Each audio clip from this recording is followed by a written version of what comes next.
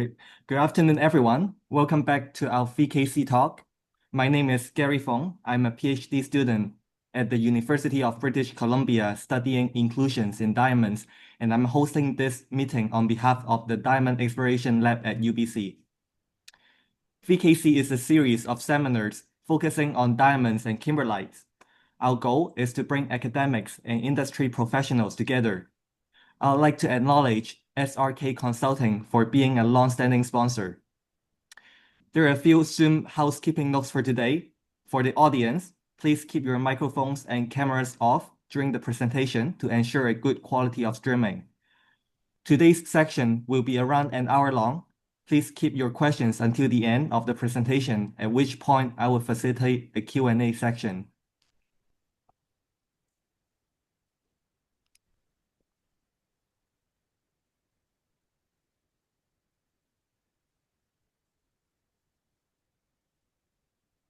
Our speaker today is Howard Coopersmith.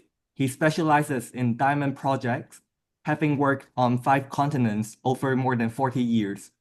He has participated in virtually every aspect of diamond deposits, including area selection, heavy mineral sampling, lab analysis, prospecting, discovery, geology, bulk sampling, evaluation, feasibility, development, mining, processing, and marketing.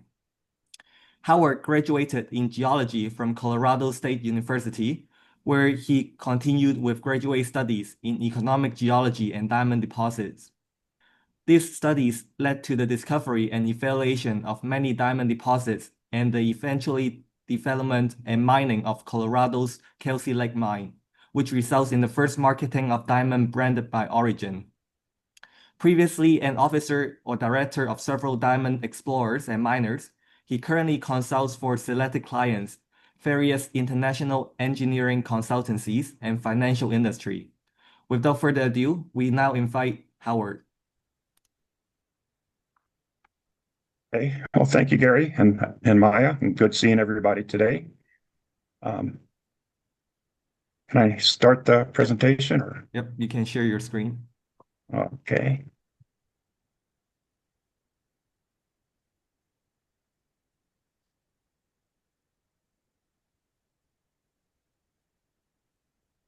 Okay, is that working?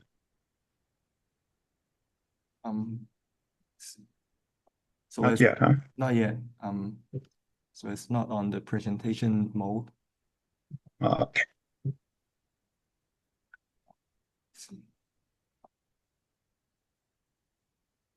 Swap presenter view and slideshow, maybe. There. Is that working now? Not yet. We are No, still. I think you have to say duplicate slideshow. We had it up a few minutes ago.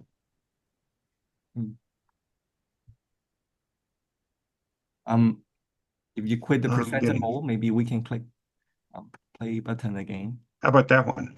Okay, that works. Okay. Alrighty. Sorry about the delay there. So thanks again, guys.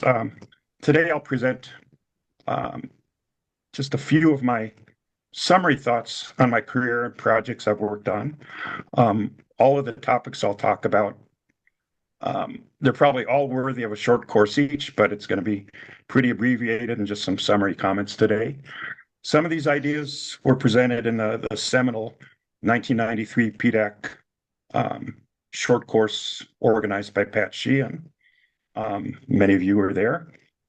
Some of these were also presented in a PDAC course or a presentation that I gave on QA and QC and diamond exploration, and just thoughts as they've been coming out of my head here. So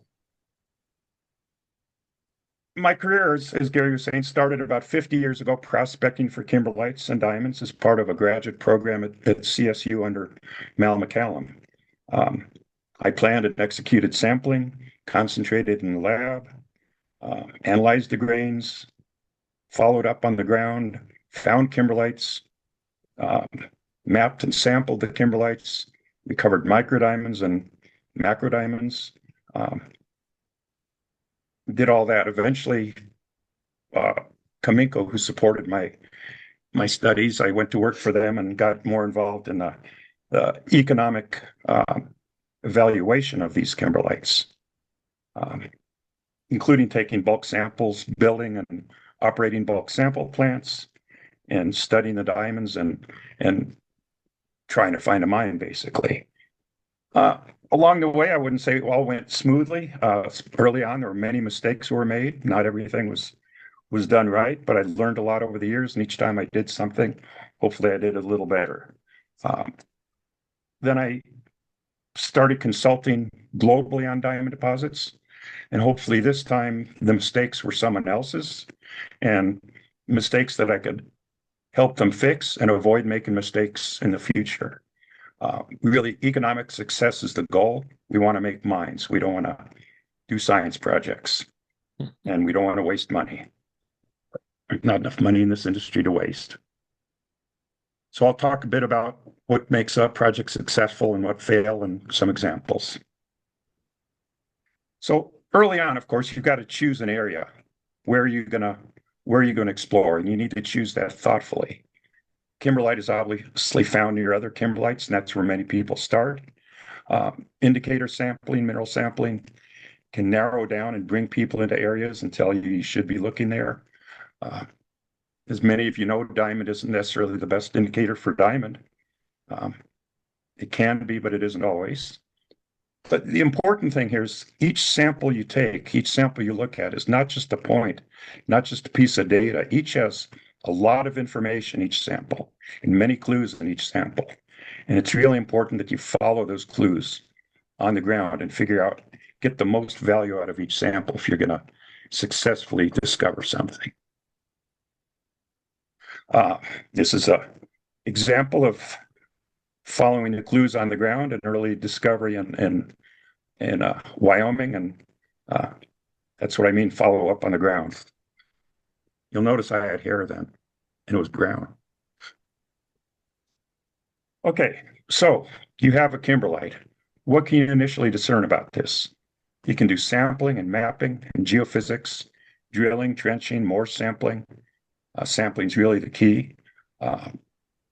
Getting used to taking big samples is very important.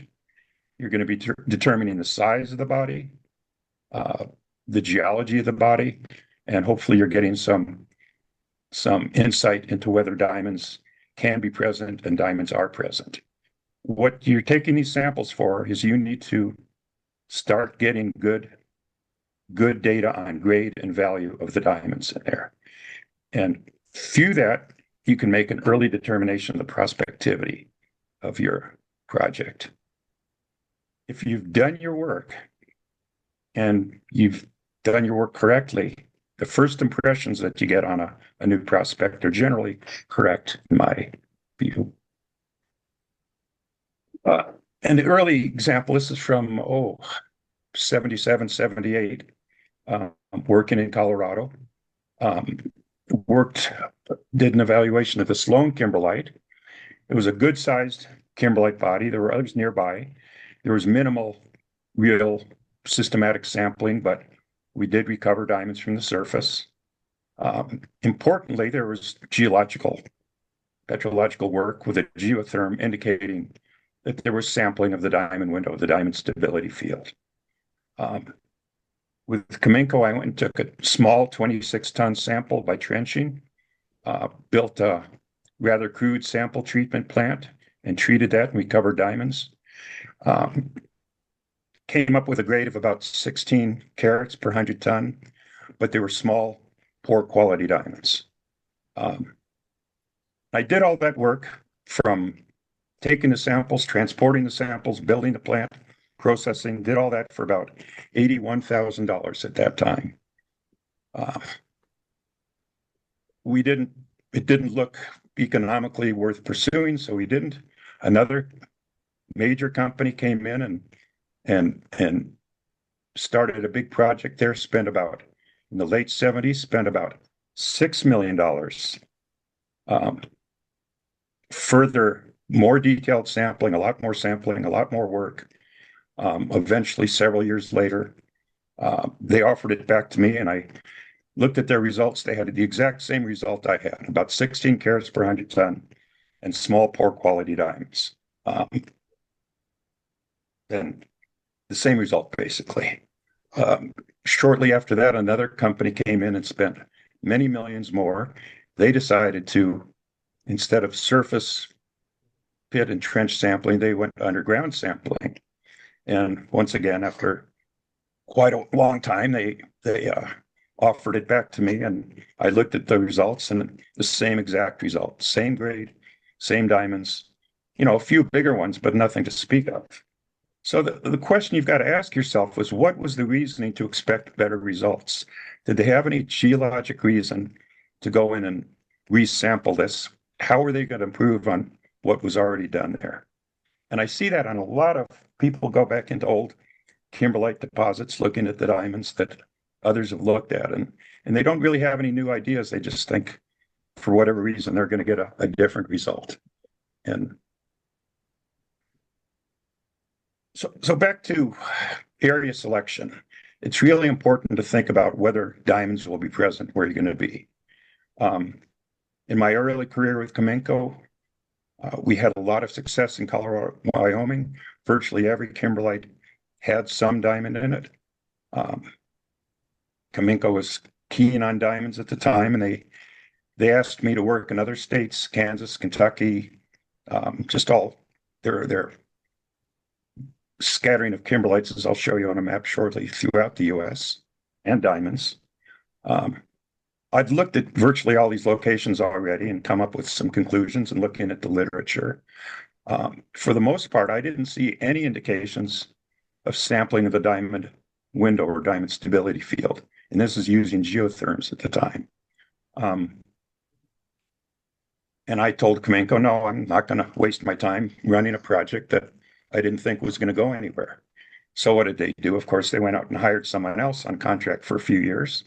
They spent a few $1 million and found a couple of extra kimberlites, but essentially nothing had any diamond in it. So if there's not going to be diamonds there, there's not going to be diamonds there, and you need to be able to determine that.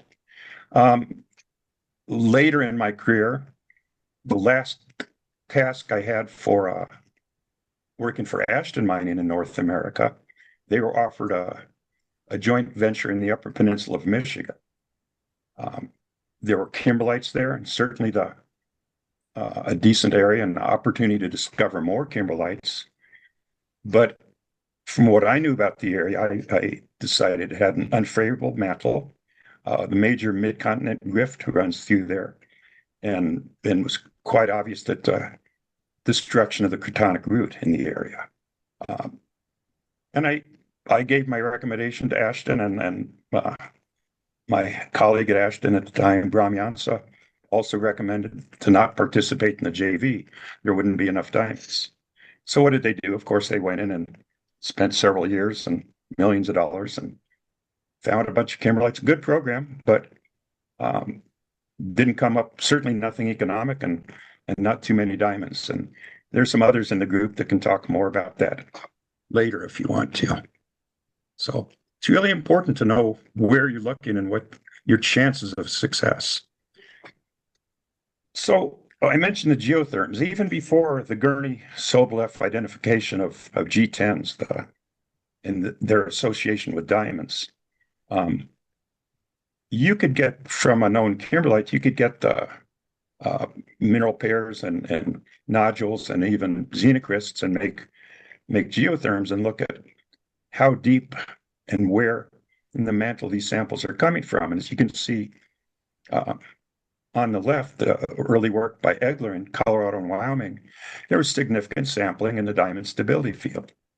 On the right, some work by a student of Dan Schulte's and kimberlites in eastern Kentucky. And once again, you can see that, all the xenoliths, mantle xenoliths they had, none of those really occurred in the diamond stability field.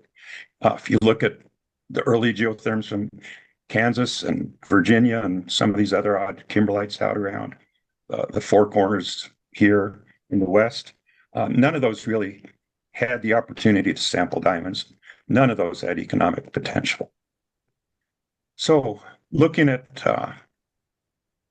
some of the early places I've been talking about in my early work in the U.S., of course, there's the Colorado, Wyoming kimberlites in northern Colorado, southern Wyoming, on the edge of, the Wyoming Archean province. And there's good petrologic reason to believe that the Archean extends under that district and under these kimberlites. And certainly there are diamonds there. Some of the ones in Kansas, Kentucky, and, these things are still in the North American craton, but well off the older, stable portions of this.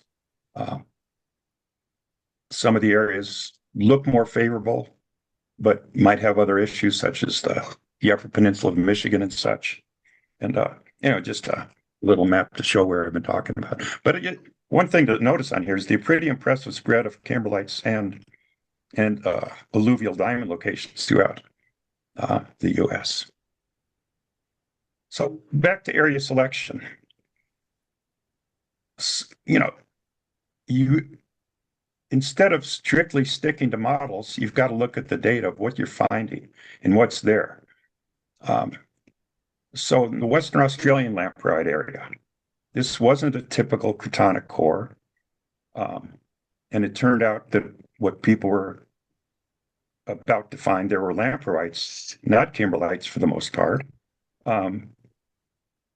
Others can talk about this, but it was dismissed early by De Beers and others.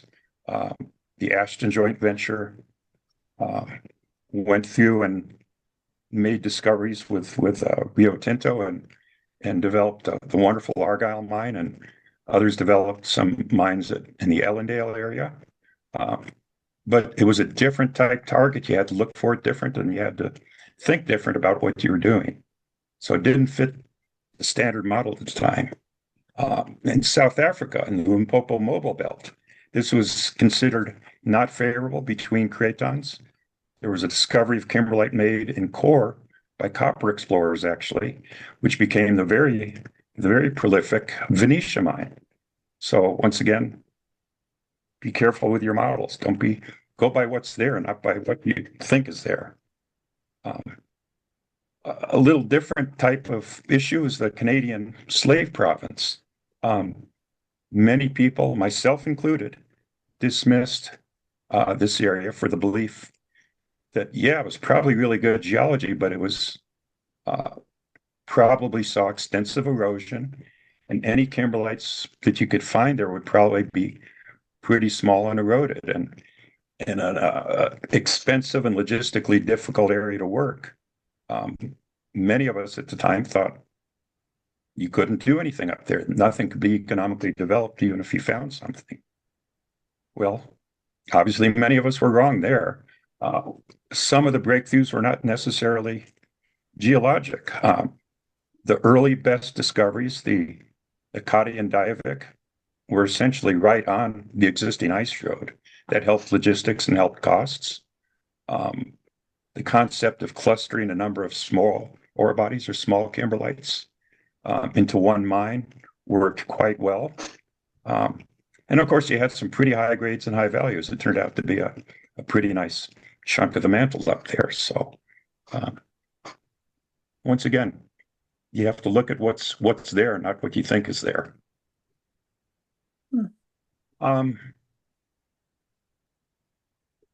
As I mentioned earlier, a lot of my early work was in the Colorado-Wyoming area.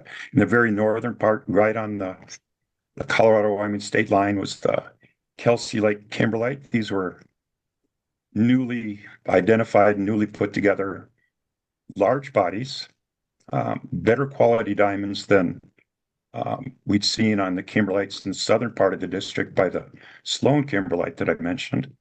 I did a lot of bulk sampling. It was certainly low grade, had very good stones and good sizes of diamonds. It was kind of it just turned out at the time, it was easier and much less expensive to move into a trial mining phase. It was a pretty simple development. I built, after several stages of bulk sampling and small bulk sample plants, I built a 200 metric ton per hour process plant, and just basically right before below the topsoil started Hi. mining there. Hi. And it was a pretty simple process. So what did we have here? We had a nice product. We had low costs, very low cost, very simple operated. It was still low grade. You can't change the grade, unfortunately.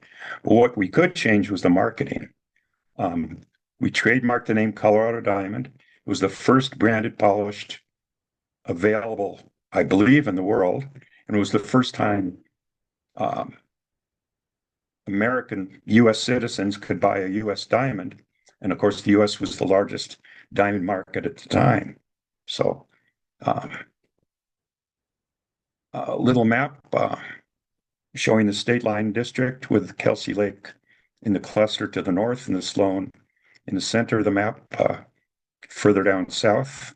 And they turned out to be quite different mantles in that short distance, but similar age kimberlites, but they really sampled different stuff.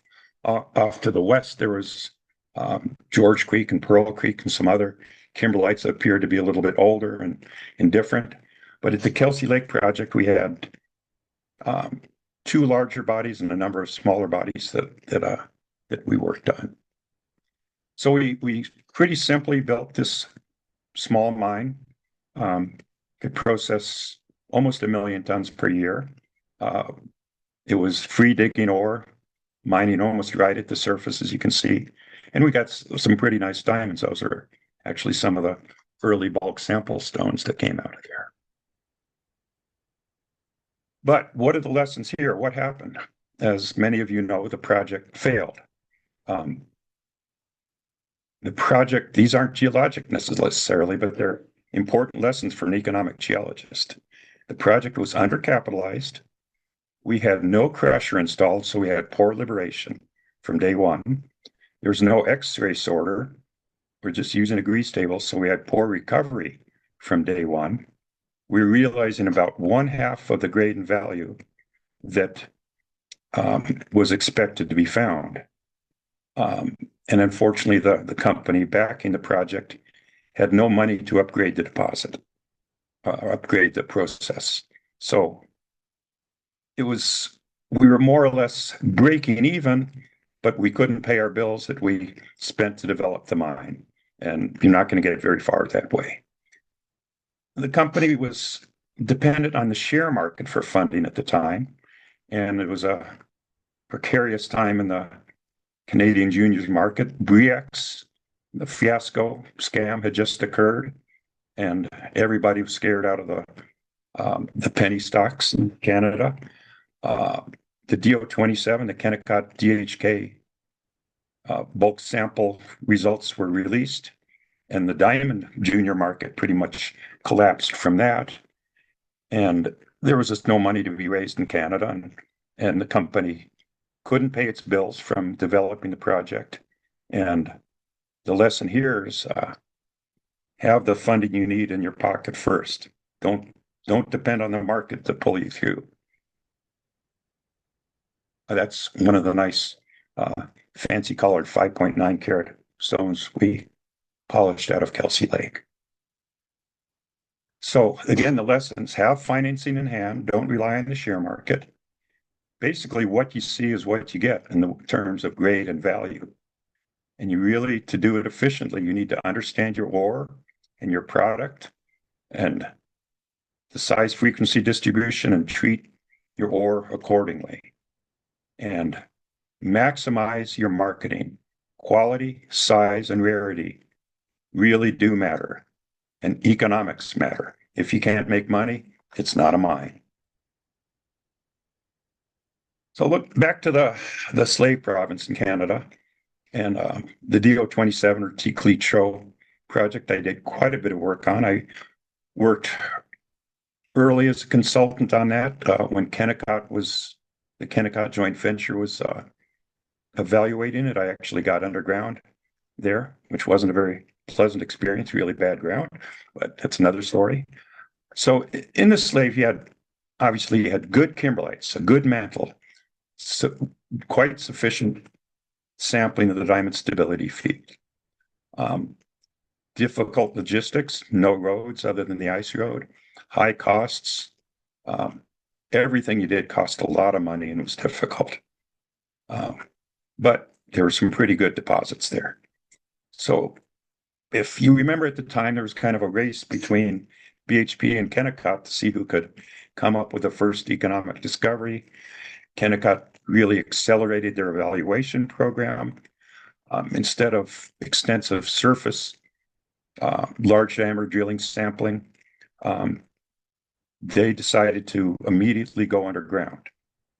And I'll show some maps to explain what their reasoning was. In my view, it was a rushed decision and a rushed project. They had a poor geological understanding of the ore body, and a poorly planned underground sample. It was very difficult ground, and costs went through the roof immediately, and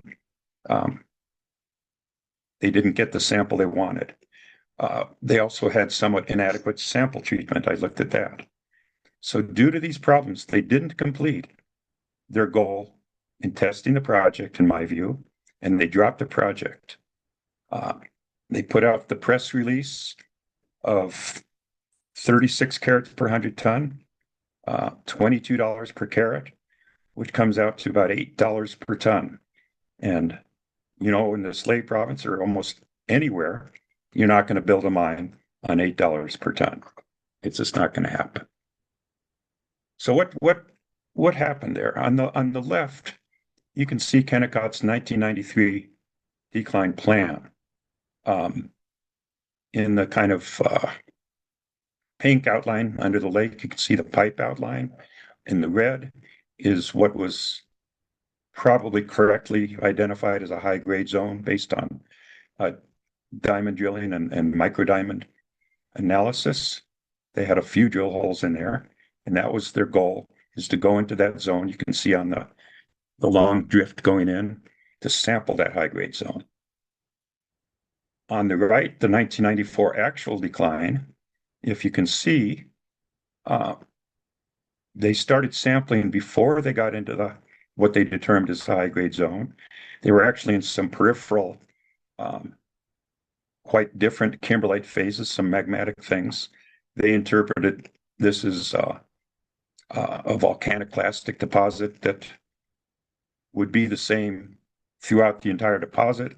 They just barely got a few meters into what they considered their high-grade zone. And just a small amount of the tonnage that they sampled came from the probably better kimberlite. But because of the high costs and difficult ground conditions, they abandoned the project, determined it uneconomic, the $8 per ton figure, and they walked away based on not understanding that they really didn't sample the right kimberlite, and based on their model, they didn't realize they didn't sample the right kimberlite. So the 1994 cross-section of DO-27 that they were working on at the time was kind of a very simplistic view there on the upper left. And this deposit over the years has been the subject of extensive studies, publications, all kinds of geology and science done on it. A lot of presentations. I presented this at Barbara's Emplacement Workshop and wrote several reports about it. And Peregrine Diamonds became interested in it based on my view that it had not been adequately evaluated. It was a fairly large kimberlite. They picked it up and did several years of quite detailed geology drilling and mapping and large diameter drill sampling rather than going underground. And you can see their cross-section, the model's quite a bit different from the 1994 model.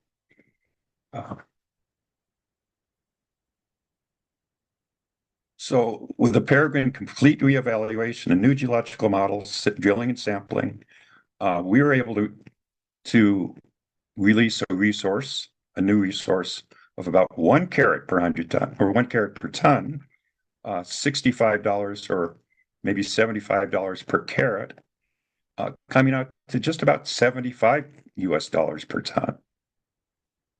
Unfortunately, in that environment up there, it's still a marginal value, uneconomic for developing a new conventional development anyways. Maybe there's other ways to go in at a lower cost, but for a conventional mine at the time, you weren't going to develop it at $75 per ton. You might be able to mine it, but you weren't going to develop it. So technically, it was a huge improvement over the previous results based on a well-planned and well-executed and well-understood geological situation. Just some photos of Peregrine's work. At one time, we had 3 large diameter drills out on the lake, and I believe there were 2 core drills in there at the same time. And we had a few years of, on the order of 6,000 tons a year of samples collected and shipped out and processed. So it's a pretty robust sample and a robust number. It was a good evaluation. Moving on to Eastern Canada, another project I worked on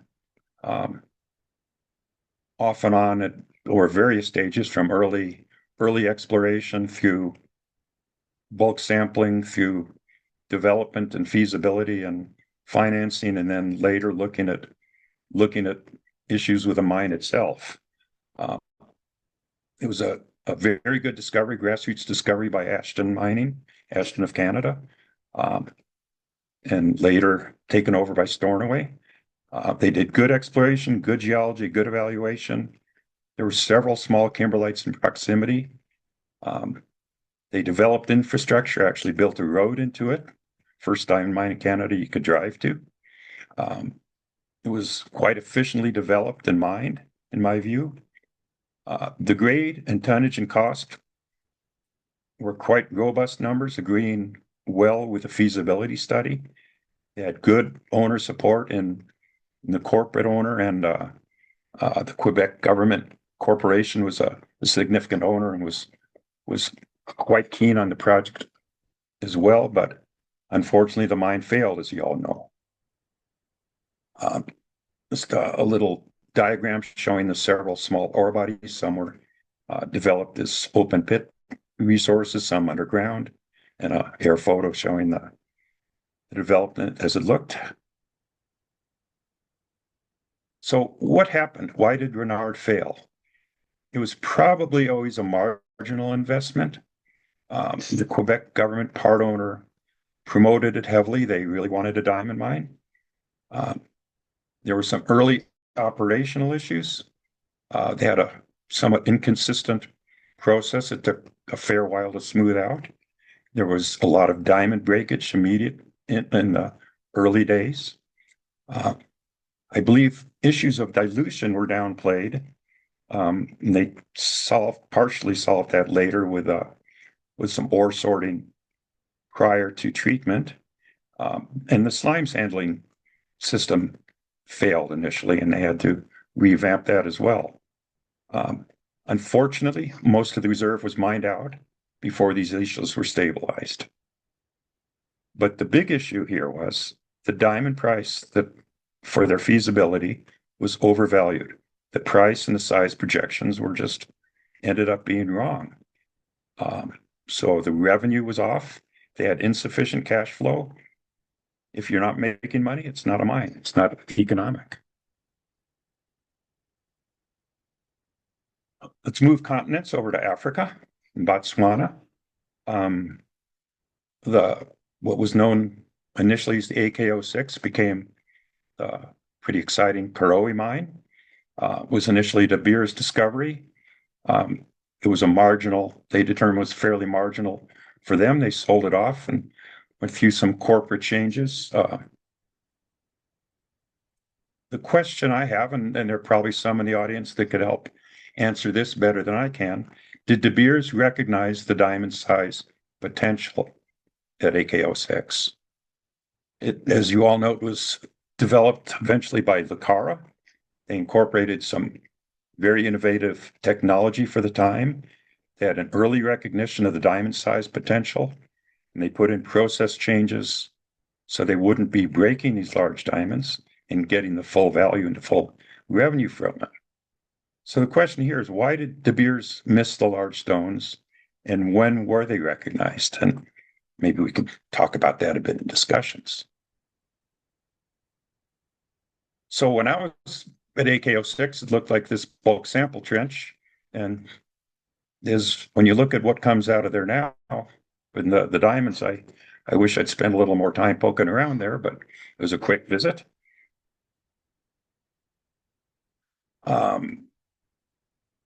Some photos from Lucara, the mine today, and of course the Tomra XRT machines that just revolutionized the diamond recovery there and several other mines. Talking in general, not project specific now, it's really important to do your economic modeling early. Build a financial model of your project and update it often. Look at the cash flow, the net present value, and the sensitivities.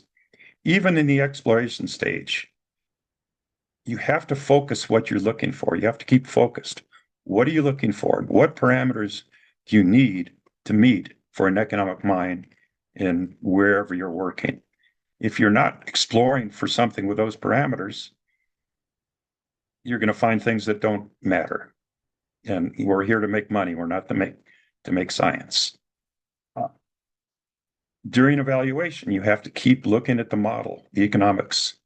Are you on track to move forward, or do you walk away? And even during the mining, after it's developed, look at the modeling. Can you optimize this and improve? Can you improve on the economics? Can you make more money out of it? Are there areas that you're not doing as well as you should? So a little primer here. This is pretty basic for everybody, and it's simple, but not really. The economics of a diamond mine are carats per ton times dollars per carat, and that gives you dollars per ton, or basically grade times price equals value. And then you take the value, you compare it to the dollars per ton cost to mine something, and the value must be greater than the cost, or you won't make money. And, perhaps 2 times greater than the cost, or whatever you determine in a corporate wise, and considering your development and exploration costs. Once again, it's simple, but it's not really. Determining the grade, the value, the cost are all complex, difficult operations. And, I'm saying for a diamond deposit, and I don't know other deposits, so it's probably difficult everywhere, but I'm just talking about what I know diamond deposits. And as an aside, it's important to follow a diamond value management plan. As we'll talk, value is key to what you're doing, and you've got to maximize that. So determine a grade of a diamond deposit. As we all know, they're low-grade deposits. You're talking parts per billion to low parts per million. You're looking at individual particle-dependent grades and values. You're looking at an irregular distribution of the product. It can be quite varied what the distribution is, and it's often pretty difficult to determine the mineralization controls on what that distribution is. To get a good, robust grade, you require large representative samples based spatially, geologically, geostatistics, geometallurgy, etc. We're talking hundreds of tons to many, many thousands of tons. If you're looking for a gold mine, you fill up some small bags and you send them to the lab for assay. You can't really do that with a diamond assay or a diamond determination. You have to process the sample. And once again, these are big samples.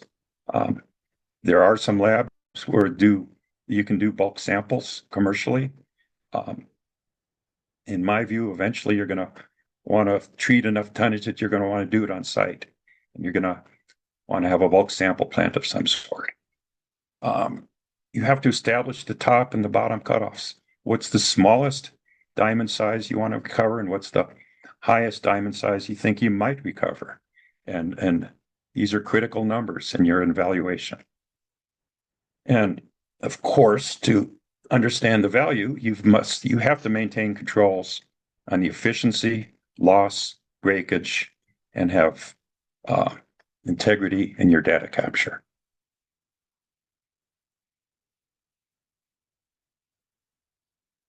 Oops. So, could I do that slide?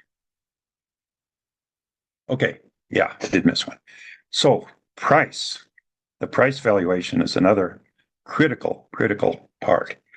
And the price valuation is only as robust as the quality and the quantity of sample that you have. It's a complex, subjective, market, and time-dependent determination. Each stone is unique. Each domain is unique. Each size fish frequency distribution is unique. And each value distribution is unique. There are no shortcuts here. You have to get good samples and understand them. And basically, a parcel of diamonds is worth what you can sell it for at the moment.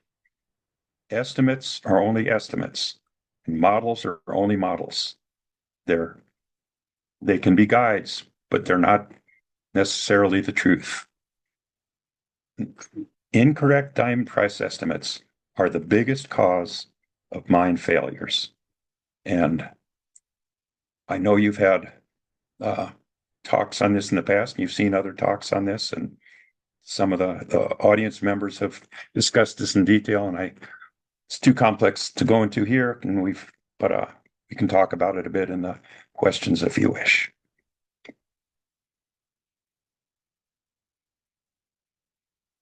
I missed a slide somewhere. Oh, I did miss a slide, sorry. In your both evaluation and mining, you've really got to, and I don't expect you to read this entire chart. This is something I produced for a project a number of years ago, a diamond feasibility and financing.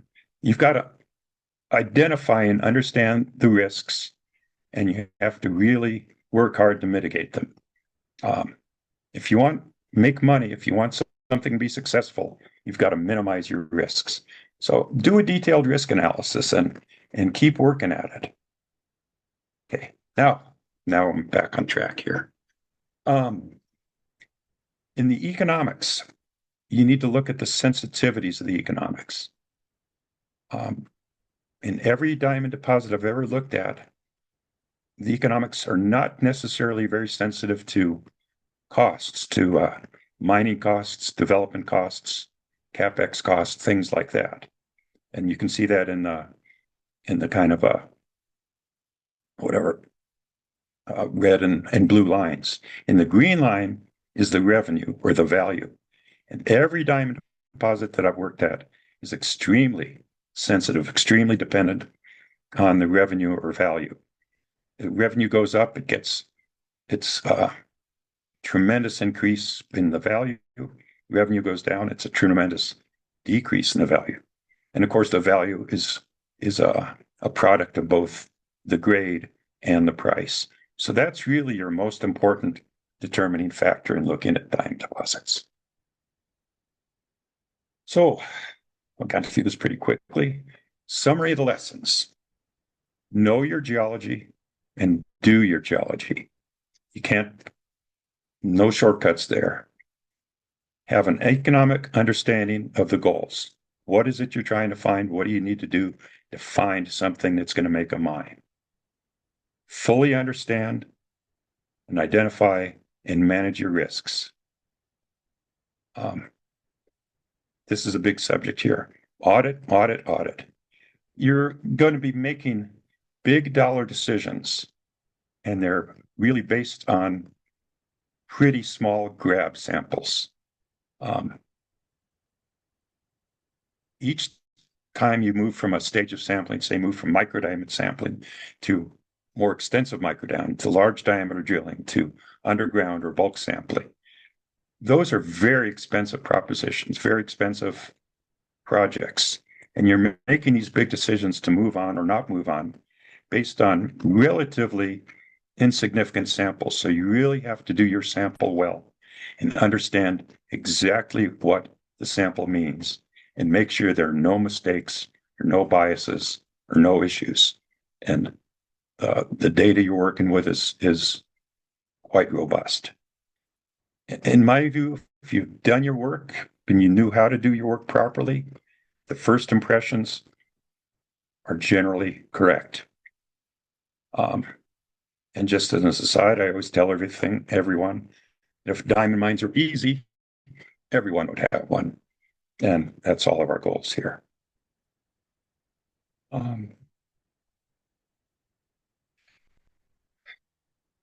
Off the subject of the talk, I just wanted to mention that many of my files, reports, maps, data, etc., or all the non-confidential material that I've worked with over my career has been donated.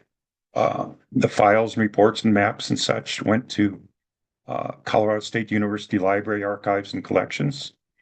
You can review those in person in Fort Collins, Colorado.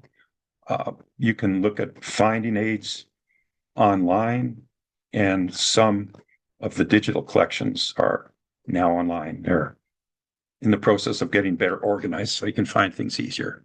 But that's the non-confidential stuff I've worked on, and public source stuff is available for anybody now.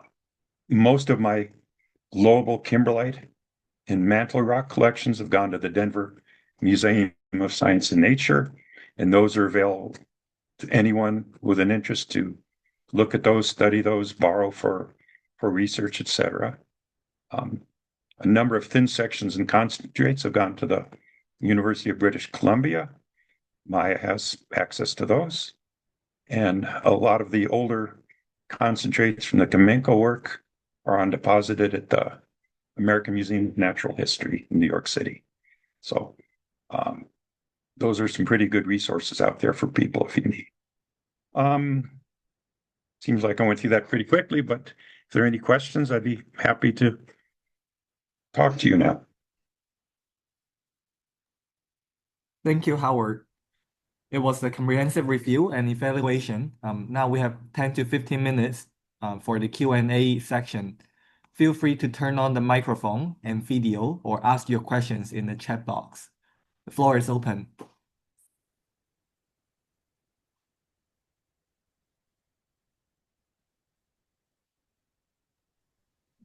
Howard, hi, Marty Podolsky. Thank you for your great talk.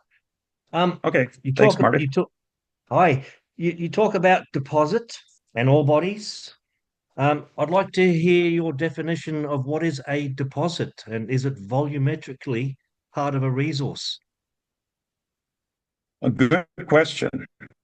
A deposit, the way I've been using it, is more of a geological term, not an economic term. It's a body of rock that has a mineralization in it. An ore body, using the term ore, has to be economic. Correct. So that's a simple answer for you. Yeah. NI 43-101 has one definition of ore, and that is the mined material that is delivered to the process plant. That is one singular definition of ore. And yes, the assumption is that you have a reserve. Correct. Where all the modifying factors have been applied, and it's bankable. It's a bankable resource. Absolutely. Absolutely. Fully agree. Although most of us, I hate to say, even I get loose in how I use the terminology, but certainly when I'm writing a report, I'm pretty strict about that. So in your words, the deposit has to be mineralized? Well, mineralized, it has to contain the mineral of interest, yes. Because the definition, this is my glossary where I spent a lot of time on this word. The definition is two sentences. Earth material of any type, either consolidated or unconsolidated, that has accumulated by some natural process or agent. A body of accumulated matter is the summary. Doesn't have any economics of significance whatsoever, or any significance, just an accumulation of matter. Correct. Yeah, that's not an economic definition. It's somehow whatever mineral or metal you're looking for has to be concentrated somehow. Well, if Correct. you're talking about a mine, you need to have a confidence estimate. And I follow the De Beers system where, Malcolm, you can really weigh in here, where it's an overall 30% overall confidence based on 5 scorecards of geology, revenue density, volume, and grade. So it's an internal decision about what risk the organization has to say, we're confident enough to say that we're going to call this a resource. It's now become a resource and it's no longer a deposit. That deposit volume is not part of the resource. That's how I look at definitions. Right. The resource is a very defined portion of that meets all of the economic criteria. And, each organization is going to have different knowledge bases and different corporate histories, and they're going to need a different confidence level.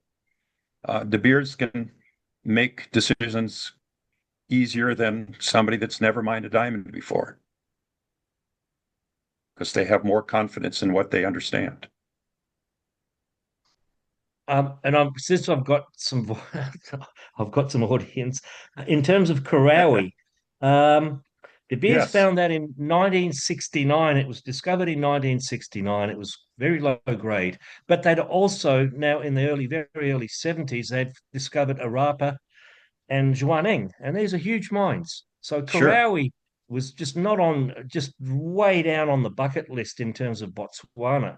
So they just weren't that interested in this body, which was regarded as low grade, and there's a huge amount of basalt in there as well, I believe, which masks some of the evaluation. Yes. So when I went in there, and I forget the year, it was when De Beers was selling it originally. They needed to sell it. They needed to convert it to a mining lease, and to convert it to a mining lease with the government of Botswana, they needed a bankable feasibility study. And at that time, they only had an internal feasibility study. So I was brought in with a bank and some other engineers and such to convert that to a bankable study so they could convert it to a lease and sell the deposit. So I had access to whatever De Beers had at the time, I believe, and I didn't see anything about hints for a diamond size distribution like it's producing. Yeah, I summarized this in a VKC presentation I did a couple of years ago, and we used Karawi as a example. It's an old. You can reference that talk and just have a look at what I dug up there. Okay, thank you. I will. Interesting subject, obviously. Oh, and Venetia, I believe the original explorers there used weathered kimberlite to line their paths to their tents. They didn't even know they were on top of a kimberlite, if I got my history correct. Yeah. I knew that. Yeah, that's, once again, interesting discovery. Yeah, I can confirm that, Marty. I was there. Just a quick question from me. It's Malcolm Thurston. I don't know if my video's on. And you mentioned, Howard, that incorrect price estimates, I think I got the quote reasonably right, are the biggest causes of mine failures.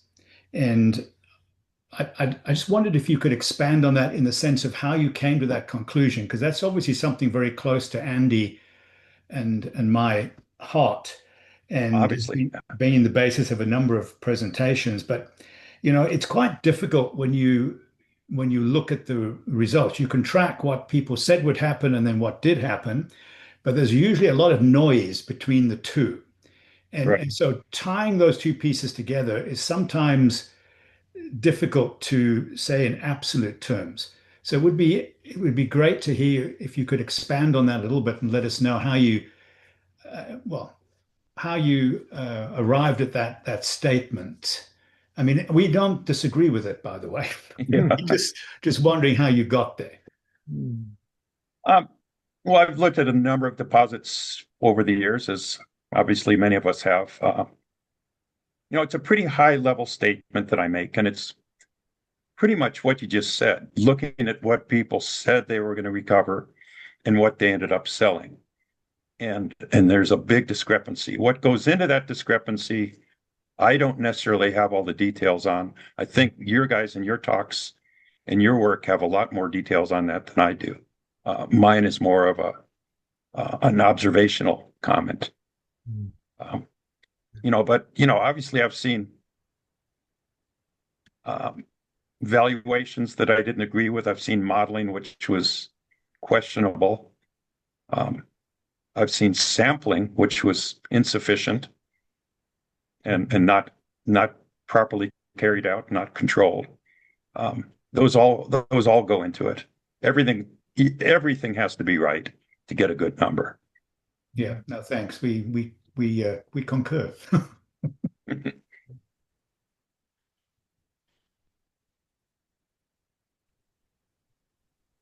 Howard, Stan, I'd like to thank you and everybody else like you for making my science projects possible.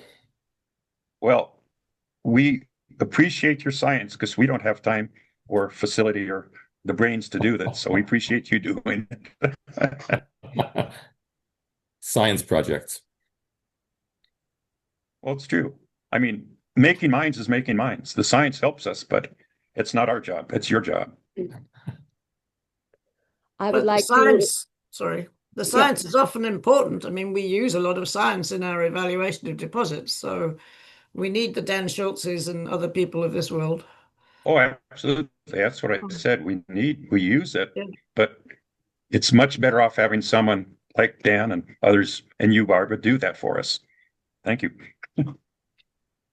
Howard, that Vladimir here. Sorry, my video for whatever reason doesn't work, but I've known you since probably 2003, and we worked together Yes. on quite a few things around. I really appreciate your honest talk and kind of highlighting the difficulty with making the mine. And again, that's fundamentally a lot of the audience here, we agree it's economic term. Deposit is a bit different beast. And when we've done a lot of those projects, we can review now and learn from that. Actually, it's applicable for any other commodity, what we're talking.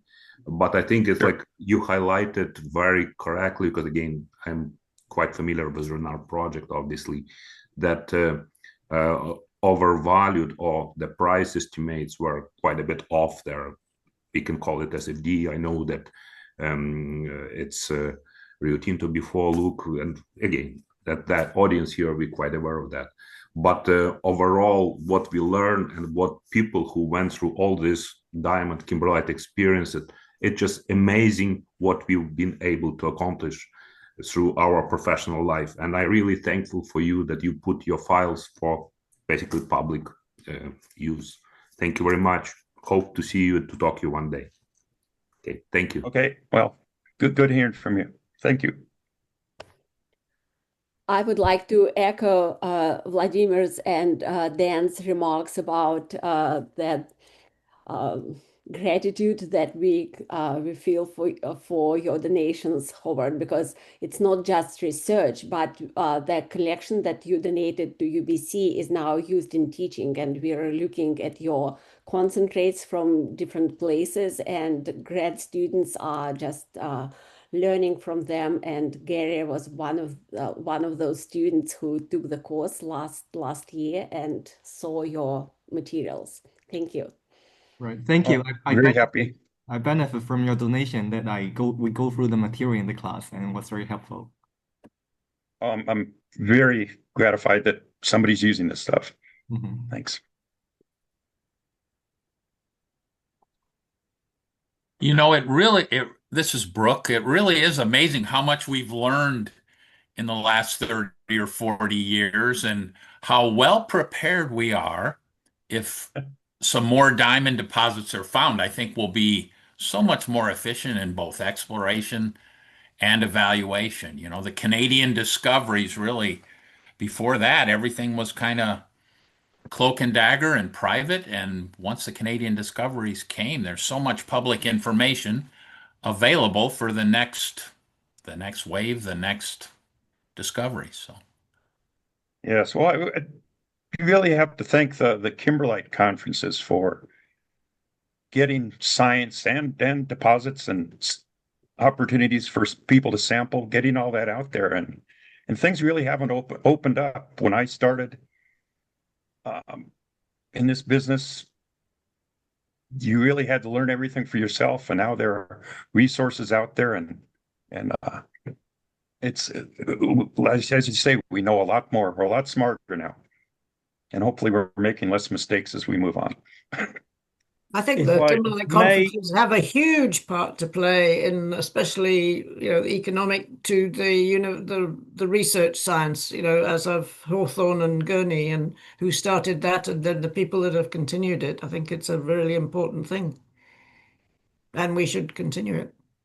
Absolutely, and thank you, Barbara, for your vast contributions through the years. I wasn't asking for that, but thank you. You got it. Marty. Yeah, hi. You mentioned mistakes, and fundamental thing that I understand, and I'm not a resource specialist in any manner whatsoever, but if you get your geology model wrong, then the mine model's wrong. And I understand that a resource kimberlite model is based on emplacement. So if you get the emplacement model wrong, everything's out of whack. And you got to do the right amount of work to evaluate the major phases. So if you can identify those major phases, that's what you focus on. Where's your bread and butter, and work out your assortments. Absolutely. And each major phase, each emplacement style, you've got to basically evaluate that as its own little deposit. They're all going to be different. Each one's going to be different. Can I add? I mean, the understanding the emplacement increases the degree of confidence in your geology. But as long as you delineate a uniform or an understood domain, which could be a graded bed, would be, one domain maybe that is variable internally. You don't really need to understand the emplacement. So you just have to understand the geology using basic criteria. So if you can actually understand the emplacement, then obviously your degree of confidence and prediction of what's going on is much better. But it's not essential, in my opinion. Now, I see Kimberly's online here. She might have something else to say. But it maybe not essential. Yeah, the domain is a mining term or a mining unit that is all going to act and treat and produce more or less the same, in my view. And that's often, or almost always, controlled by geology, which is often always controlled by emplacement. So no, you put it all right. together. You're right. But as long as you identify your domain properly, which usually involves the geology, the emplacement is a whole nother level, which is less it's not as concrete or as definable. So it's not Right. absolutely essential, but it just absolutely increases the degree of confidence and the ability to predict. Right. That's Well, my it's way of saying the same easier to thing. understand your domain that sometimes than to fully understand your placement. It's still pretty hard to picture some of this for me. Yeah. Complex things. Hence the diverse models that we've Yes. especially across the Canadian diamond rush of the last however long Yeah. it is, decades. I No. mean, we've come up with emplacement models and types of geology that we never dreamed of. Yeah, your cross section across Canada is just brilliant. So Yes, that sort of says it all. Is that Kimberly? Yeah, hi. I definitely agree with you, Barbara. I mean, Oh, good. that ability, though, to understand at an early stage your emplacement definitely helps with prediction in terms of early stage drilling. Like, what sort of drilling pattern do you need? How much drilling? What sort of context? What sort of architecture are you expecting? If you can get that early on. I mean, some of the biggest mistakes have happened because of not getting that understood in the early stages. Right. And then when your drill holes tell you a different story, you have to think again. And drill more. Yes, of course. But if you get your emplacement models very good early on, you can actually drill less. Okay, I'm going to stop the recording so we can continue with informal discussion. Thank you again, Howard, for your presentation, and thank you everyone for attending and your input. This is the last talk of the year, and we'll meet again in 2026. Happy holiday and Merry Christmas. You're welcome to stay behind for a chat, and we encourage you to turn on the video to say hi if you're convenient. Okay.